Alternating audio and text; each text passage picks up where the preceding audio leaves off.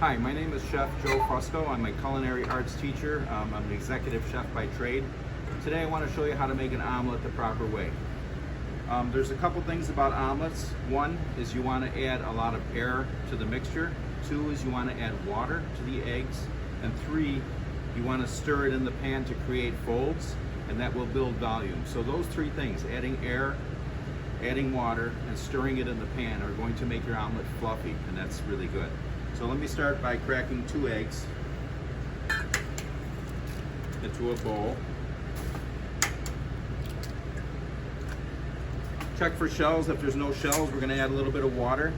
Not much water. We don't want to make it too watery, but water is actually recommended by the American Egg Board to make your omelet more fluffy. A lot of people do use milk or cream, and that's good, and it makes it taste good, but water will actually make your omelet a lot fluffier.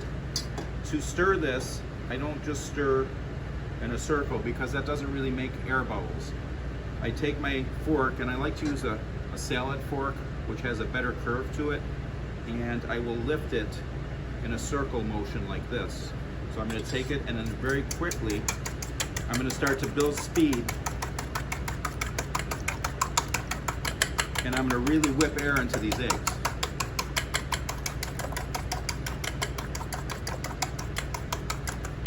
Okay, now you can see bubbles floating on top of the eggs. That's a good sign. You want to heat the pan. This pan is an 8-inch saute pan with a non-stick surface. That will allow the eggs not to stick. The 8 inches will give you the perfect size omelet. And the saute pan, which has sloped sides, will actually allow you to flip the omelet. So I'm going to show you how to flip the omelet as well. You want to heat that up because you never want to put eggs into a cold pan and then heat the pan up. You always start with the pan good and hot, and then add oil or butter to it, whatever fat you're going to use, so that the eggs don't stick.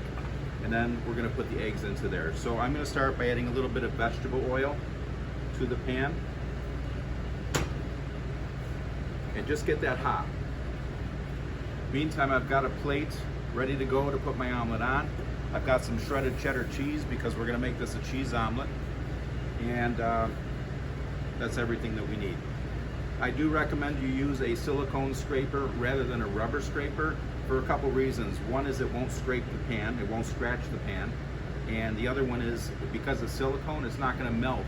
If you used a rubber scraper, you might get some of the rubber in your food because it melts a little bit at a time. So now that my pan is hot, I'm going to add my eggs, which I have already whipped and added water to.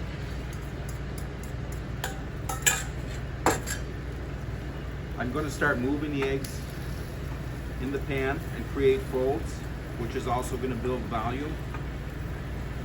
But I don't want to ruin the round shape. I want to keep it in a round shape. So I'm just moving the eggs back and forth and allowing the liquid to flow around the eggs to the side of the pan. Once you get most of the liquid off the top, let it sit for a little bit, maybe 15-20 seconds. You don't want to wait too long because you don't want to overcook these eggs. You slide it around. If you can slide it, you can flip it. It's ready to flip. So now I'm going to flip it, and then I'm going to put the cheese on. The reason I didn't put the cheese on first is because if I put the cheese on and then flip it, I'm going to have cheese stuck to my pan. So now I've got the cheese on top of the eggs. I'm cooking the other side. You don't want to go more than 30 seconds on the other side, otherwise it's going to be overcooked. Get your plate ready. And when you take it off, it's ready to go.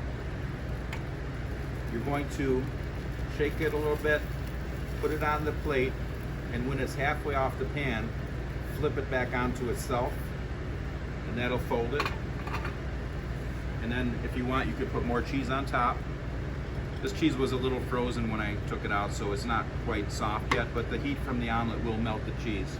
And then you would go ahead and set this up with, your bacon or sausage or home fries, or you can decorate it with a fruit garnish. But you can see how nice and light and fluffy that is.